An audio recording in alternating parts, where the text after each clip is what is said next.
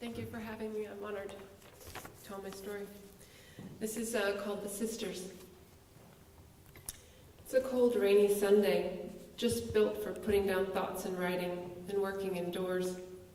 I've been formulating in my head how to present this story, and I just can't procrastinate any longer.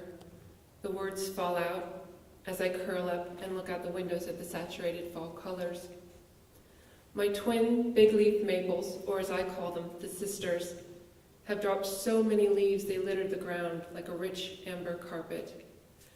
The first time I met the sisters, it was the summer of 2002, and they rose up in the sky with lush green foliage. They beckoned me, come closer, to touch their skins, observe their root structures that so firmly held them to the ground. I realized just how much these symbiotic beauties were living beings, just as I was. They grow much larger than I, but still they mature from saplings as cellular in nature as the egg from which I came. I wonder if the people who planted them had any concept of how big they would eventually grow.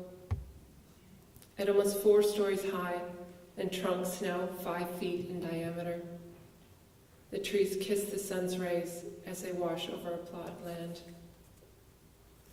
They are alive and teemed with life. Birds swoop in and out, resting on the branches while they make their calls. Squirrels bound up and down the trunk, manic with energy, preparing for the winter. Then there are those lovely bees that buzz about, making merriment.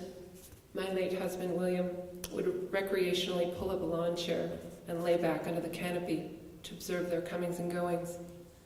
Absolutely delighted and giddy as a child with their activity, he would explain to me just how alive the trees were. He pointed out the busyness surrounding each branch from his lawn chair perspective. On the day he died from cardiovascular disease at the tender age of 41, I was cleaning the gutters of leaves when all the sadness came rushing into our lives. The trees watched silently as the paramedics raced about in urgency to pull out yet another miracle. Then it was done, and Billy did not rise. Last spring, the sisters sheltered 2 amorous teenage raccoons while our lab mix sprinted back and forth, trying to get them the message that they weren't welcome here. Come any closer and she'd give them a run for their money.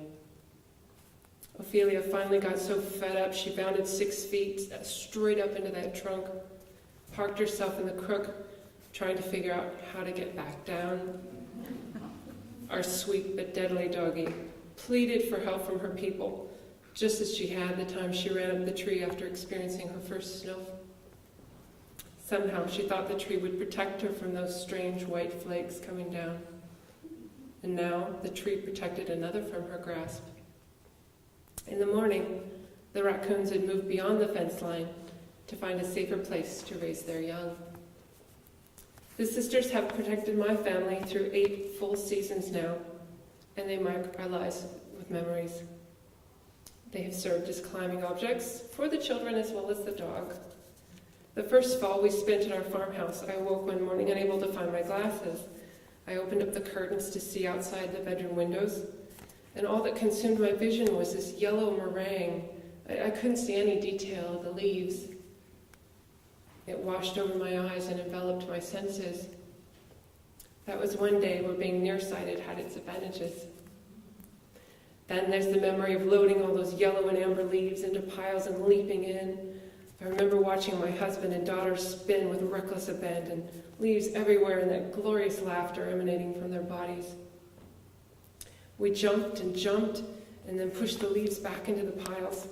That was, until my little one ran smack dab into a huge spider web and ended up 2 eyes with the Creator, thus beginning a lifelong fear of spiders, and that one marked with piercing screams. Seasons come and seasons go. During the winter, the trees are empty and vacant of their lush clothing. The sun, when we get it, hangs low in the southern sky and brings warmth to the house. During the summer, the trees shade over 3/4 of our home. They keep the sun at bay, soaking it all up for themselves, and in return, they leave the house with a cool breeze. One day in my lifetime, I will be forced to take them down as they age and become diseased or accept the falling limbs that crush the house. When that day comes, it will break my heart. One of our family will have died, and with it, time sprints forward as life morphs.